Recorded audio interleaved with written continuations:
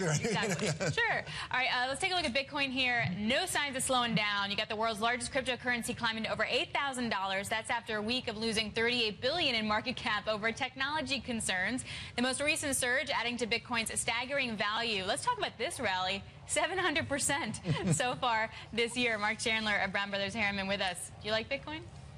It's an amazing story, but I'm not sure that I put my money in it. I mean, I'm not sure what you're really buying when you buy it. Perhaps the greater fool's theory that someone's going to be along to take it at a higher price from you.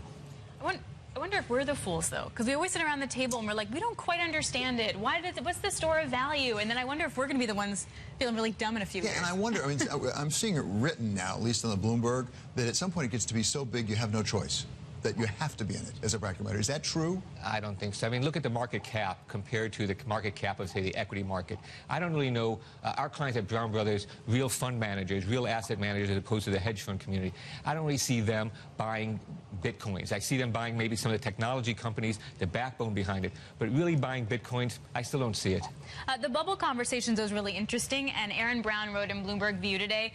He heads the financial market research over at AQR, and he says, look, prices do not display the long-term dynamics associated with bubbles. And I find that really interesting because he said if institutional money comes in and there's no dramatic price decrease or increase or volatility, that's not a bubble. If there's not a lot of institutional interest and there's not a lot of movement, that's no bubble. And he says we're not there yet. I found that interesting. But you do hear about institutional, in some sense, institutional interest in the fact that Goldman says they're open to it. Other people are saying they're taking a look at it at least. And now you have the CME about to start trading options next month, right? Will that really establish it more as legitimate? Well, I think this is part of the problem, is that right now you can't really go short Bitcoins. That futures contract at the CME will allow people to go short. I think this is I think that what's happening is that there's a lot of cash, a lot of liquidity. It's lifting all risky assets, whether emerging markets, junk bonds. And I think Bitcoins, and I don't even know why we call them coins, except that they call it coins in the name, sort of like friends on Facebook. What does that really mean? And I think that this is just, I think that what happens is that the liquidity in the system is lifting all asset prices. And when the liquidity gets drained, Bitcoins or these cyber currencies will also be drained. But we did see it play a safe haven role in Zimbabwe last week, right? I mean... Yeah, but what does that really mean? I mean, a safe haven from Zimbabwe. I mean, yes, the Zimbabwe currency imploded. Yes, the Bitcoins went up. So did gold.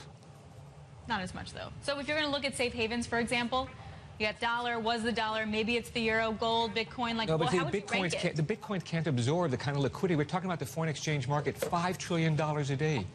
How much is the Bitcoin? But the Bitcoin has come so much farther, so much faster than anyone would have anticipated. So why do you rule out the possibility that it won't just keep going? Oh, I think it could keep going. I have no clue where price is, but I don't think that, as economists, we think that we think we know the price of a lot of things, but don't know the value of anything. And I think that we don't know the value of Bitcoins. We know the price. But I'm asking about not just price, but also liquidity.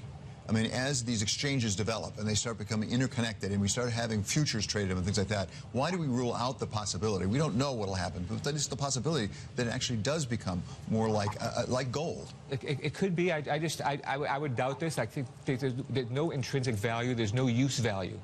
And I think that it lacks the critical mass to be used as a means of exchange. So it's really, you hoard these things, and you look at how much energy it costs to produce these, how much computer power. It's very inefficient compared to even, like, say, a regular credit card. All right, good stuff. Mark Chandler of BB&H. I swear we're all going to be proven wrong. All right, I'd like to see an update.